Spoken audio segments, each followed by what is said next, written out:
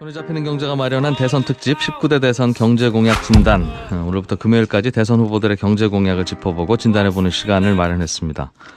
오늘은 대선 후보의 기호 순서에 따라서 더불어민주당 공약부터 짚어보겠습니다. 문재인 캠프의 새로운 대한민국위원회 부위원장 맡고 계신 한성대학교 김상조 교수 스튜디오에 나오셨습니다. 어서 오십시오. 네, 안녕하십니까. 문재인 후보 경제공약 중에 가장 대표적이기도 하고 제가 선관위 홈페이지에 들어갔더니 제일 1번 공약으로 내놓으셨더군요. 예. 그러면서 또 가장 쟁점이 되기도 하고 논란이 되고 있는 공약이 일자리 공약인 것 같습니다. 네. 다른 후보들도 일자리 공약을 내놓긴 했는데 문재인 후보의 일자리 공약은 공공부문에서 일자리 81만 개를 더 만들겠다. 이 말은 공무원이나 또는 공무원 비슷한 분들을 81만 명 더 뽑겠다는 걸로 이해가 돼서요. 예. 왜 필요한지나 정부가 필요한 경우에 재정을 풀어서라도 민간에다 보내야 되는 거니까 이유를 자세하게 여쭙지는 않겠습니다만 과연 그 비용 감당이 될 것이냐. 이게 가장 큰 걱정인 것 같습니다. 예, 문재인 후보의 공공부문 일자리 81만 개 공약을 설명드리기 위해서는 OECD 기준에서 말하는 공공부문 일자리가 뭔가부터 말씀을 드려야 되겠는데요. 흔히들 생각하시는 이제 공무원 만을 말하는 게 절대 아닙니다. OECD 기준으로는 그 임금의 일부라도 공적인 자금으로 지원이 되는 일자리를 다 공공부문 일자리라고 하는 거고요. 예. 비유를 들어서 말씀을 드린다면 교비 지원이 이루어지는 사립학교 교원이나 또는 누리사업 지원이 이루어지는 유치원 등등의 선생님들까지도 사실은 이 OECD 기준에서는 다 공공부문 일자리라고 포괄이 되는 것입니다. 예.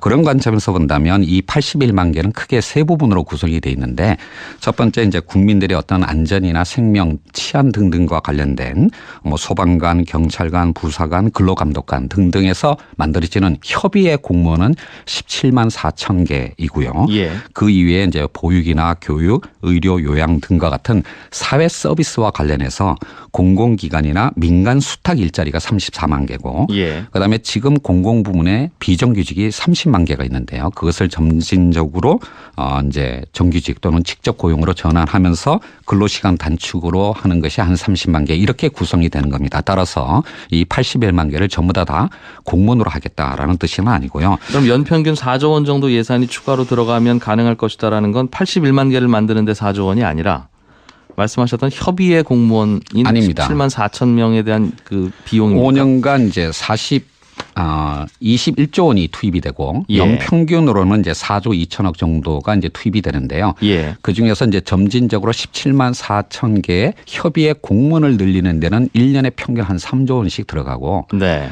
그다음에 이제 사회 서비스 분야에서 확대하는 것에 한 3천억 그리고 이제 간접 고용을 직접 고용으로 전환하는 등등에서 한 9천억에서 물론 이것도 5년간에 걸쳐서 점진적으로 하는 것인데요. 그래서 그걸 전체를 이제 나누어서 보게 되면 1년에 한 4조 2천억 정도의 예산이 들어간다라고 할 수가 있겠습니다. 그게 아주 디테일한 부분인지는 모르겠습니다만 공무원 한 명을 늘리는데 대략 나중에 공무원 연금을 제외하고 생각하더라도 네. 책상이나 컴퓨터는 사야 될 거 아니겠습니까? 그렇습니다. 그런 걸 보니까 민주당에서 내놓은 것이 한 1인당 4천만 원 정도 받습니다. 이런 계산이더군요. 네. 그러면 17만 명을 더 늘리게 되면 이게 연간 3조 원 평균으로 되겠습니까? 그러니까 이제 17만 4천 명을 첫 해 다 늘리는 건 아니거든요. 예. 그것을 이제 5년간에 걸쳐서 점진적으로 늘려가는 것이기 때문에 예. 평균적으로 본다라면 1년에 3조 원 정도의 예산이 들어간다라고 예. 할 수가 있겠습니다. 계산을 대강 해보니까 첫 해에는 한 1조 5천억이 들어가고 네, 그 다음에는 조금 더 뽑을 테니까 한 3조 원 정도. 예. 그래서 임기 말 정도 되면 한 7조 원 정도가 들어가더군요. 예, 그래서 그렇습니다. 평균적으로 해서 그렇게 보셨을 텐데. 예, 그러니까 재원과 관련된 부분은 지금 이제 정책본부 차원에서 사실 이미 준비가 되어 있고요. 예. 저 개인적으로는 숫자도 봤습니다만은 이 부분은 이제 정책본부에서 공식적으로 더 나가서 문재인 후보가 직접 국민들한테 설명드려야 될 부분이기 때문에 아마 이번 주 내에 공식적으로 발표될 거고 그리고 공약집에도 실릴 겁니다. 그 부분에 관해서 나중에 좀 더 좀 따져보시길 바라겠습니다. 알겠습니다. 대개는 이게 재원이 먼저 고민이 된 후에 공약이 나오지 않습니까?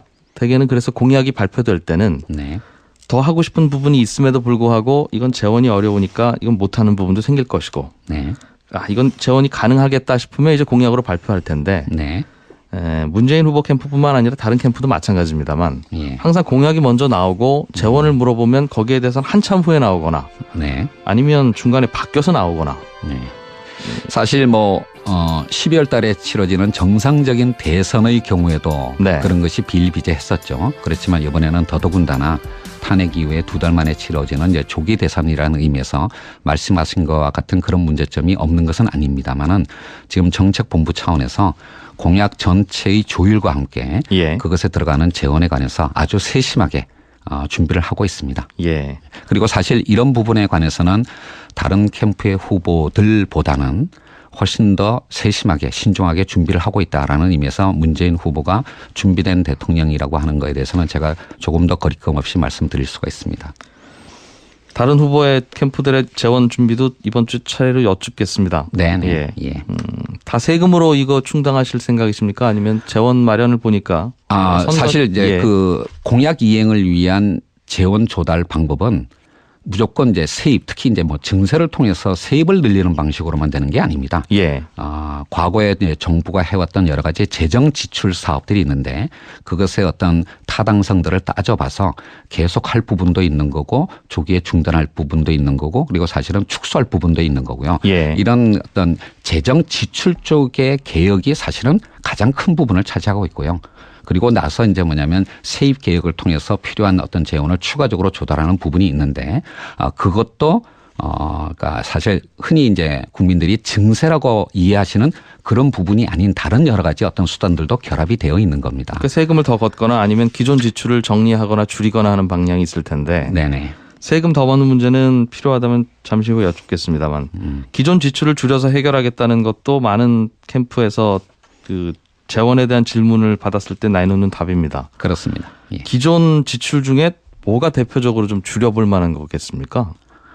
그거는 제가 박근혜 정부의 기존 예산을 정확하게 보지를 않아서 정확하게 말씀드릴 수는 없는데요. 예. 예를 들면 박근혜 정부가 창조 경제를 추진하는 과정에서 진행했던 여러 가지 사업들, 특히 이제 그 중에서도 사실 그 효율성이 의문이 되는 여러 가지 R&D, 국가 R&D 사업이나 또는 어떤 대기업에 대한 지원 이런 부분들은 분명히 문재인 후보께서 대통령이 되신다면 예. 그 어떤 새로운 정부의 정책 기조와는 맞지 않는 부분들이 상당히 많고요.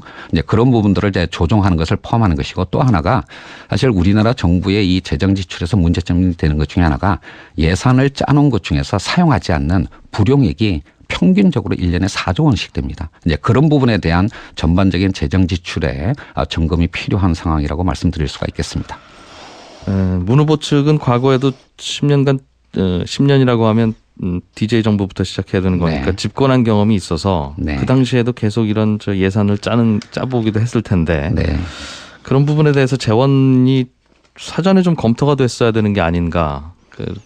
그 문 캠프에도 질문을 드려보면 어떤 걸 좀 줄여야 되겠습니까라는 질문을 드릴 때 예. 이러한 게 좀 필요하다는 사실 지금 예.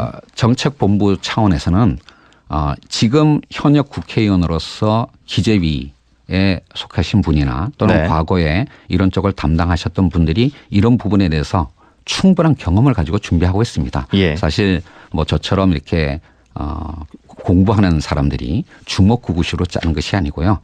세법의 기초에서 그리고 기존의 예산을 기초로 해서 이 부분에 관한 조정을 검토하고 있습니다. 예.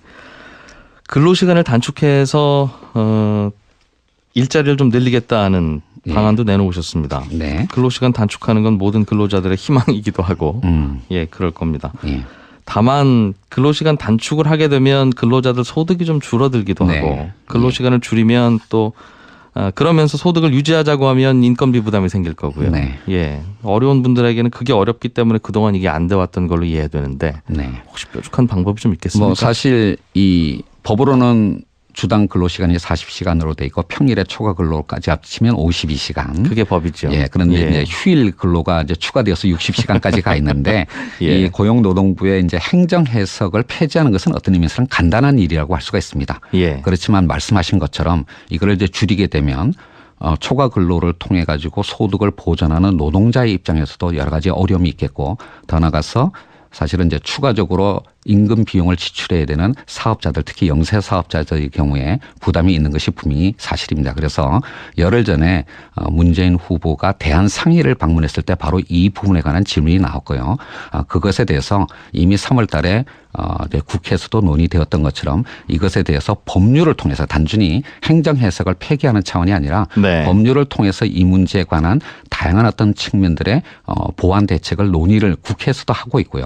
문재인 후보도 이 부분에 관해서 노동자와 그리고 사용자의 어떤 현실적인 어려움을 거쳐서 충분한 정도의 지원 대책을 마련함과 동시에 그것이 또 한 번에 이루어지기가 어렵다라고 한다면 예. 단계적으로 점진적으로 이것을 진행하겠다라고 하는 말씀도 하셨습니다. 그런 부분에 관해서 새 정부가 들어서게 되면 분명히 우리가 삶의 질을 개선하기 위해서 근로시간은 단축시켜야 되는데 그로부터 발생하는 다양한 이해관계자들의 어떤 비용에 대해서 우리가 충분히 논의하고 합리적인 어떤 추진 로드맵을 짜야 될 거라고 생각하고 이미 그 부분에 관해서도 준비를 하고 있습니다.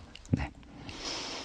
그걸 밝혀주시기는 어렵습니까? 그 내용이 궁금한 걸 텐데요. 사실은 그러니까 법을 바꾸고 지원 대책을 하는 것은 행정부 차원에서만 할 수 있는 것이 아니라 국회에서 같이 논의가 돼야 되는 것이기 때문에. 아이디어는 어떻습니까? 예를 들면 물론 국회에서도 당연히 조율이 되어야겠습니다만 네.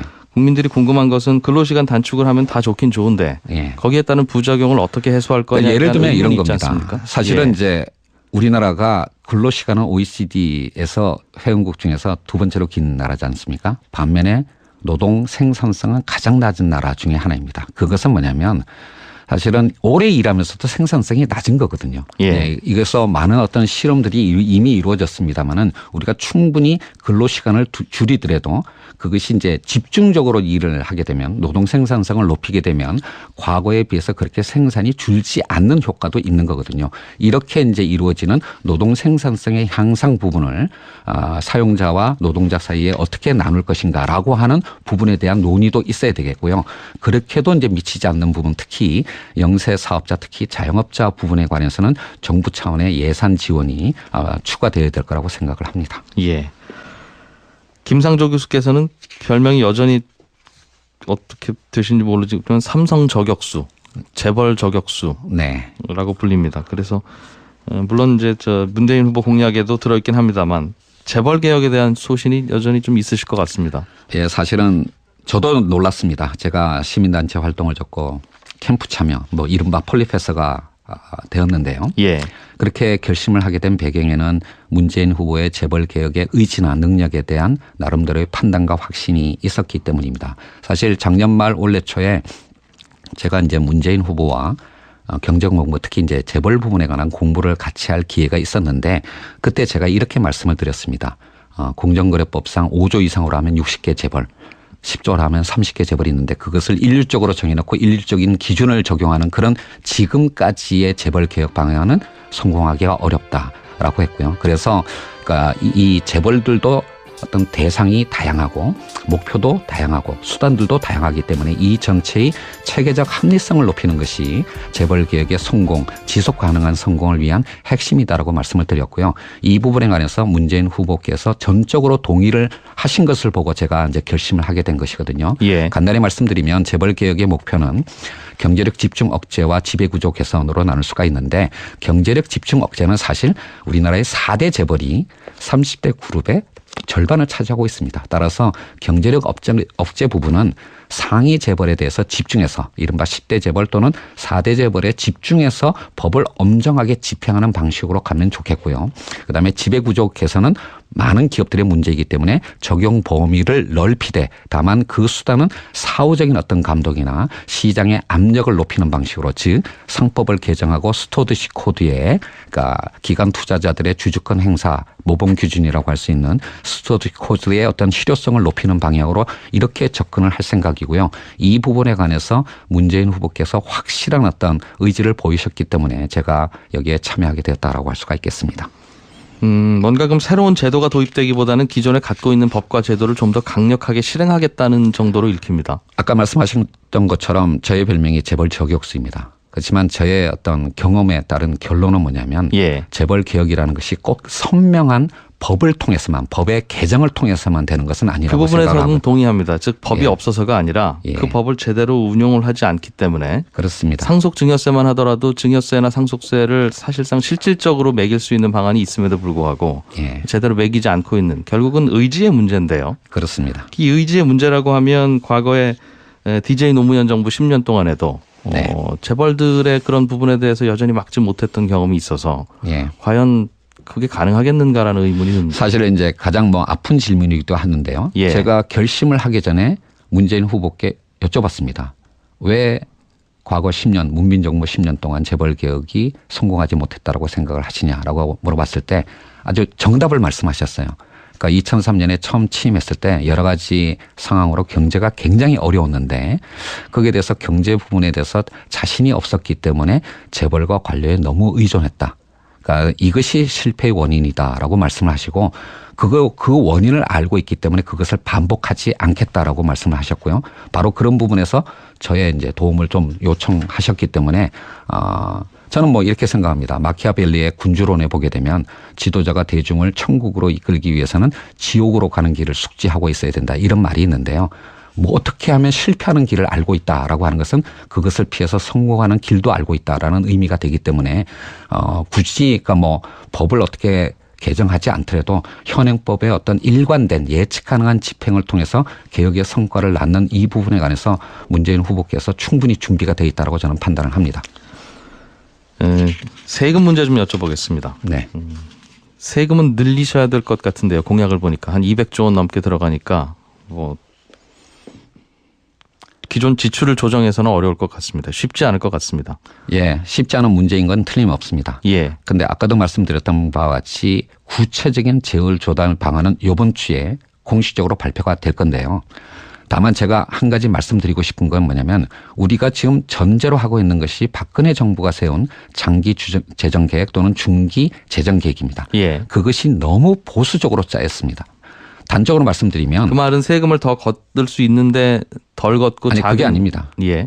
그러니까 뭐냐면 향후 5년 동안 수입은 연평균 5%씩 늘어날 거로 예상을 하면서도 세출, 정부 지출은 3.5%로 통제를 하는 중기 재정 계획이거든요. 예. 이렇게 긴축적으로 운영을 하게 되면 지금 극도의 어떤 내수 침체 상황을 극복할 수가 없고 우리가 미래에 대한 대비도 할 수 없다라고 생각합니다. 따라서 기본적으로 세입이 5%로 늘어난다면 세출도 5%로 늘린다고 하더라도 재정에 큰 부담이 없는 거 그 아니겠습니까? 부분에 대해서는 동의가 됩니다만. 예, 그래서 재정을 5%만 올릴 수 있는 근데 또 상황은 하나 아닐 것 여기에 같아서요. 추가할 건 뭐냐면 이렇게 이제 긴축적으로 보수적으로 재정 계획을 짜놨는데요. 작년에도 9.9조 원, 올해도 약 8조 원 이상의 세수가 더 들어오고 있습니다. 그래서 뭐냐면 그 5%보다도 더 재정을 늘릴 수 있는 현실적인 기반이 마련된 것이고요. 예. 그 기반 위에서 어떤 지출을 개혁하고 세입을 조정하는 이런 방식으로 최대한 충당하고 난 다음에 그래도 되지 않는다라면 후보께서 이미 말씀하신 바와 같이 국민의 어떤 동의를 거쳐서 예. 여러 세목 중에 어떤 순서로 어떤 스케줄로 증세에 관한 논의를 할 것인가라고 하는 거에 관해서 국민들께 여쭤보겠다라고 하는 것입니다. 문재인 캠프에만 던질 질문은 아닙니다만 항상 공약을 만들고 나서 재원 마련은 나중에 답을 주시는 방안은 좀 바꿔봐야 될 것 같습니다. 예, 우리나라의 정치 어떤 문화의 개선이 필요한 사안이라고 저는 생각을 합니다. 자칫하면 국민들은 그래서 그 공약이 예. 과연 사실인가 진실인가 현실 가능한가에 대해서 예. 의문을 가질 수밖에 없으니까요. 예, 우리나라 정치권의 어떤 반성이 필요한 부분이라고 저도 생각을 합니다.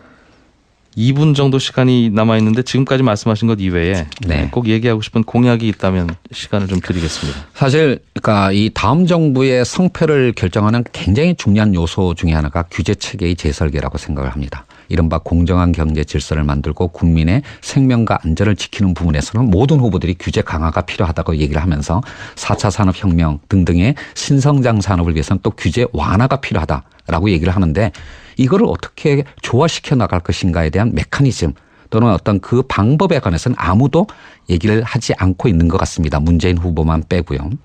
그런데 어떤 규제가 전자에만 해당되고 후자에는 해당되지 않고 그런 것이 없습니다. 하나하나의 규제가 다 양 측면이 다 있는 거고요. 이거를 조화시키는 사실은 메커니즘이라고 하는 것이 바로 한편으로는 공정한 경제 질서를 만들면서 한편으로는 미래에 대비하는 것의 핵심이라고 저는 생각합니다. 이 부분에 관해서 사실 이제 안철수 후보께서는 사실 원론적인 대답만을 하고 계시다고 저는 생각을 하는데 예. 제가 이제 문재인 후보와 같이 공부를 하고 또 지금 정책본부에서 고민하고 있는 것 중에 하나가 바로 이 부분을 어떻게 결합시킬 것인가. 즉 뭐냐면 규제 계획을 추진하는 기구나 메커니즘의 국민 대표성을 높이고 그리고 그것의 투명성을 제고하는 제도적 관행의 어떤 개선 부분이 바로 미래를 결정한다라고 생각하고 있고요. 이 부분에 관해서도 지금 준비가 되어 있고 조만간 여러분들께 국민들께 말씀드릴 기회가 있을 거라고 생각을 합니다. 예.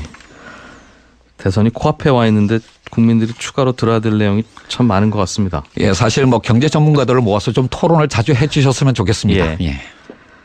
오늘 더불어민주당 문재인 후보의 경제 공약을 위해서 한성대학교 김상조 교수와 얘기 나눠봤습니다. 오늘 나와주셔서 고맙습니다. 네, 감사합니다. 손에 잡히는 경제가 마련한 대선 특집 19대 대선 경제 공약 진단. 오늘부터 금요일까지 대선 후보들의 경제 공약을 짚어보고 진단해보는 시간을 마련했습니다. 오늘은 대선 후보의 기호 순서에 따라서 더불어민주당 공약부터 짚어보겠습니다. 문재인 캠프의 새로운 대한민국위원회 부위원장 맡고 계신 한성대학교 김상조 교수 스튜디오에 나오셨습니다. 어서 오십시오. 네, 안녕하십니까. 문재인 후보 경제 공약 중에 가장 대표적이기도 하고 제가 선관위 홈페이지에 들어갔더니 제일 1번 공약으로 내놓으셨더군요. 예. 그러면서 또 가장 쟁점이 되기도 하고 논란이 되고 있는 공약이 일자리 공약인 것 같습니다. 네. 다른 후보들도 일자리 공약을 내놓긴 했는데 문재인 후보의 일자리 공약은 공공부문에서 일자리 81만 개를 더 만들겠다. 이 말은 공무원이나 또는 공무원 비슷한 분들을 81만 명 더 뽑겠다는 걸로 이해가 돼서요. 예. 왜 필요한지나 정부가 필요한 경우에 재정을 풀어서라도 민간에다 보내야 되는 거니까 이유를 자세하게 여쭙지는 않겠습니다만 과연 그 비용 감당이 될 것이냐. 이게 가장 큰 걱정인 것 같습니다. 예, 문재인 후보의 공공부문 일자리 81만 개 공약을 설명드리기 위해서는 OECD 기준에서 말하는 공공부문 일자리가 뭔가부터 말씀을 드려야 되겠는데요. 흔히들 생각하시는 이제 공무원 만을 말하는 게 절대 아닙니다. OECD 기준으로는 그 임금의 일부라도 공적인 자금으로 지원이 되는 일자리를 다 공공부문 일자리라고 하는 거고요. 예. 비유를 들어서 말씀을 드린다면 교비 지원이 이루어지는 사립학교 교원이나 또는 누리사업 지원이 이루어지는 유치원 등등의 선생님들까지도 사실은 이 OECD 기준에서는 다 공공부문 일자리라고 포괄이 되는 것입니다. 예. 그런 관점에서 본다면 이 81만 개는 크게 세 부분으로 구성이 되어 있는데 첫 번째 이제 국민들의 어떤 안전이나 생명, 치안 등등과 관련된 소방관, 경찰관, 부사관, 근로감독관 등등에서 만들어지는 협의회 공무원은 17만 4천 개이고요. 예. 그 이외에 이제 보육이나 교육, 의료, 요양 등과 같은 사회 서비스와 관련해서 공공기관이나 민간 수탁 일자리가 34만 개고 예. 그다음에 지금 공공부문에 비정규직이 30만 개가 있는데요. 그것을 점진적으로 이제 정규직 또는 직접 고용으로 전환하면서 근로시간 단축으로 하는 것이 한 30만 개 이렇게 구성이 되는 겁니다. 따라서 이 81만 개를 전부 다 공무원으로 하겠다라는 뜻은 아니고요. 그럼 연평균 4조 원 정도 예산이 추가로 들어가면 가능할 것이다라는 건 81만 개를 만드는데 4조 원이 아니라 말씀하셨던 협의회 공무원인 아닙니다. 17만 4천 명에 대한 그 비용입니까? 5년간 이제 21조 원이 투입이 되고 예. 하고 있습니다. 예. 그리고 사실 이런 부분에 관해서는 다른 캠프의 후보들보다는 훨씬 더 세심하게 신중하게 준비를 하고 있다라는 의미에서 문재인 후보가 준비된 대통령이라고 하는 거에 대해서는 제가 조금 더 거리낌 없이 말씀드릴 수가 있습니다. 다른 후보의 캠프들의 재원 준비도 이번 주 차례로 여쭙겠습니다. 네. 예. 다 세금으로 이거 충당하실 생각이십니까? 아니면 재원 마련을 보니까 사실 이제 그 공약 이행을 위한 재원 조달 방법은 무조건 이제 세입 특히 이제 증세를 통해서 세입을 늘리는 방식으로만 되는 게 아닙니다. 예. 과거에 이제 정부가 해왔던 여러 가지 재정 지출 사업들이 있는데 그것의 어떤 타당성들을 따져봐서 계속할 부분도 있는 거고 조기에 중단할 부분도 있는 거고 그리고 사실은 축소할 부분도 있는 거고요. 예. 이런 어떤 재정 지출 쪽의 개혁이 사실은 가장 큰 부분을 차지하고 있고요. 그리고 나서 이제 뭐냐면 세입 개혁을 통해서 필요한 어떤 재원을 추가적으로 조달하는 부분이 있는데 그것도 그러니까 사실 흔히 이제 국민들이 증세라고 이해하시는 그런 부분이 아닌 다른 여러 가지 어떤 수단들도 결합이 되어 있는 겁니다. 그러니까 세금을 더 걷거나 아니면 기존 지출을 정리하거나 줄이거나 하는 방향이 있을 텐데 네네. 세금 더 받는 문제는 필요하다면 잠시 후에 여쭙겠습니다만 기과도군요. 예, 그렇습니다. 그래서 평균적으로 해서 그렇게 보셨을 텐데. 예, 그러니까 재원과 관련된 부분은 지금 이제 정책본부 차원에서 사실 이미 준비가 되어 있고요. 예. 저 개인적으로는 숫자도 봤습니다만은 이 부분은 이제 정책본부에서 공식적으로 더 나가서 문재인 후보가 직접 국민들한테 설명드려야 될 부분이기 때문에 아마 이번 주 내에 공식적으로 발표될 거고 그리고 공약집에도 실릴 겁니다. 그 부분에 관해서 나중에 좀 더 좀 따져보시길 바라겠습니다. 알겠습니다. 대개는 이게 재원이 먼저 고민이 된 후에 공약이 나오지 않습니까? 대개는 그래서 공약이 발표될 때는 네. 더 하고 싶은 부분이 있음에도 불구하고 이건 재원이 어려우니까 이건 못하는 부분도 생길 것이고 네. 이건 재원이 가능하겠다 싶으면 이제 공약으로 발표할 텐데 네. 문재인 후보 캠프뿐만 아니라 다른 캠프도 마찬가지입니다만 예. 항상 공약이 먼저 나오고 재원을 물어보면 거기에 대해서는 한참 후에 나오거나 네. 아니면 중간에 바뀌어서 나오거나. 네. 사실 12월 달에 치러지는 정상적인 대선의 경우에도 네. 그런 것이 비일비재했었죠. 그렇지만 이번에는 더더군다나 탄핵 이후에 2달 만에 치러지는 이제 조기 대선이라는 의미에서 말씀하신 것과 같은 그런 문제점이 없는 것은 아닙니다만은 지금 정책본부 차원에서 공약 전체의 조율과 함께 예. 그것에 들어가는 재원에 관해서 아주 세심하게 준비를 하면 예. 평균으로는 이제 4조 2천억 정도가 이제 투입이 되는데요. 예. 그 중에서 이제 점진적으로 17만 4천 개의 협의회 공무원을 늘리는 데는 1년에 평균 한 3조 원씩 들어가고 네. 그다음에 이제 사회 서비스 분야에서 확대하는 것에 한 3천억 그리고 이제 간접 고용을 직접 고용으로 전환하는 등등에서 한 9천억에서 물론 이것도 5년간에 걸쳐서 점진적으로 하는 것인데요.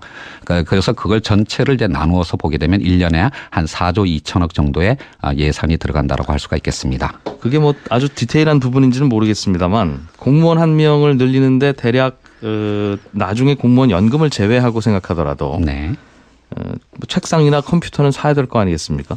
그렇습니다. 그런 걸 보니까 민주당에서 내놓은 것이 한 1인당 4천만 원 정도 받습니다. 이런 계산이더군요. 네. 그러면 17만 명을 더 늘리게 되면 이게 연간 3조 원 평균으로 되겠습니까? 그러니까 이제 17만 4천 명을 첫 해 다 늘리는 건 아니거든요. 예. 그것을 이제 5년간에 걸쳐서 점진적으로 늘려가는 것이기 때문에 예. 평균적으로 본다라면 1년에 3조 원 정도의 예산이 들어간다라고 예. 할 수가 있겠습니다. 계산을 대강 해보니까 첫 해에는 한 1조 5천억이 들어가고 네, 그 다음에는 조금 더 뽑을 테니까 한 3조 원 정도. 예. 그래서 임기 말 정도 되면 한 7조 원 정도가 들어